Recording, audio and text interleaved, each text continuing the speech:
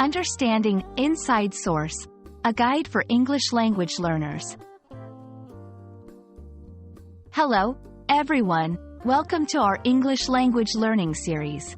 Today, we're going to explore the meaning and usage of the phrase, inside source.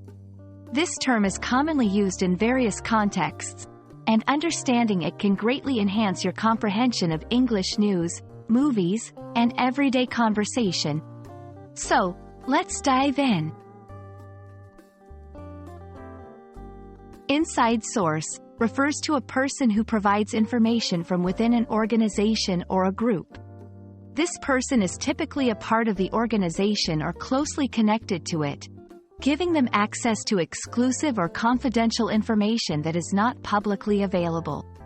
The term is often used in journalism, business, and legal contexts.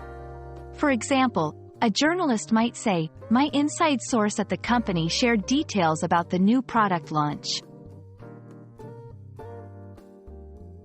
To better understand inside source, let's look at some examples. 1. In journalism, the reporter obtained crucial information about the scandal from an inside source within the government. 2. In business, our inside source in the competitor's firm revealed their marketing strategy for the upcoming year. 3. In everyday conversation, I heard from an inside source that our favorite restaurant is planning to introduce a new menu next month.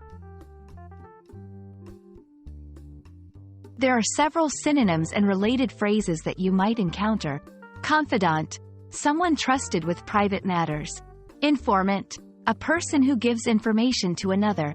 Insider, someone who is part of a group or organization and has special knowledge about it.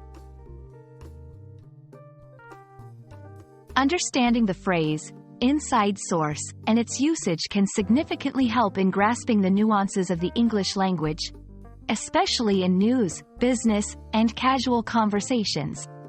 We hope this video has been informative and helpful in your language learning journey. Keep practicing, and see you in our next video.